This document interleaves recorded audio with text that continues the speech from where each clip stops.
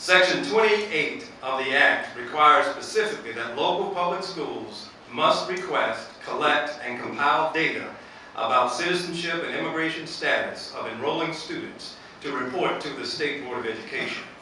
The district has approximately 25,000 students, and of that, approximately 2,500 English language learners, or ELL students, and approximately 1,000 students that are classified as Hispanic or Latino from countries including El Salvador, Guatemala, Honduras, Mexico, Dominican Republic, Puerto Rico, Argentina, and Colombia.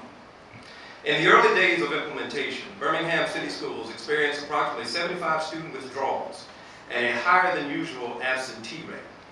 As a result, the district reached out to Spanish-speaking students and parents to clarify the intent of the law and assure that there was no impact to students who were currently enrolled in the school system. I was also informed by the district's program specialist for English as a Second Language program that she was receiving calls concerning the law and implications for students and parents. Parents indicated they were afraid to send students to school. Parents further stated that family members may be impacted and may have chosen to relocate.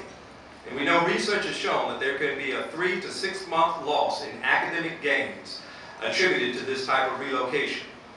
Since this time in August and September, school systems have received multiple communications regarding the law's implementation. For example, on August 1, then State Superintendent Joe Morton sent a memo with revisions to the attendance manual. On August 29th, Judge Sharon Blackburn enjoined the law. On September 29th, key provisions were allowed to go into effect. On October 4th, Interim State Superintendent Dr. Craven sent a memo emphasizing that no child is to be denied enrollment in school or participate in extra or curricular activities based on immigration status, and that litigation regarding this law remains fluid.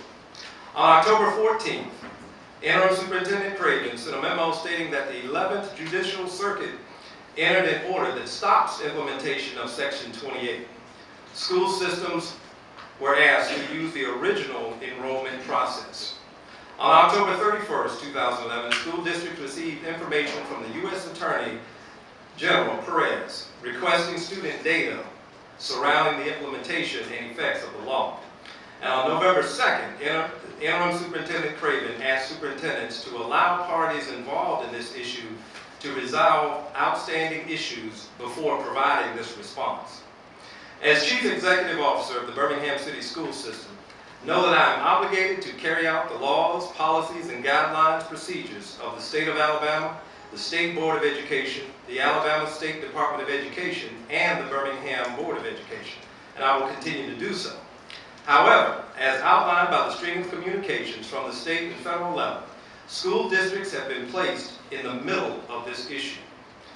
We have continued to work with our students, parents, administrators, and teachers to ensure that we stay focused on our core business of educating students at high levels.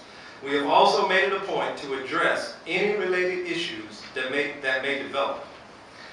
At the November 8, 2011 school board meeting, members of the board and those in the audience heard an impassioned student account of the impact of this law. As a result, the Board of Education directed me to draft a resolution that is to be adopted tomorrow at the next meeting. The resolution speaks to the many points outlined in this presentation. And because this draft has not been formally adopted by the board, I will not read it into the record, but will leave a copy with you. Thank you for the opportunity to speak this afternoon. It's been my honor, and would certainly entertain any questions that the committee may have. Thank you.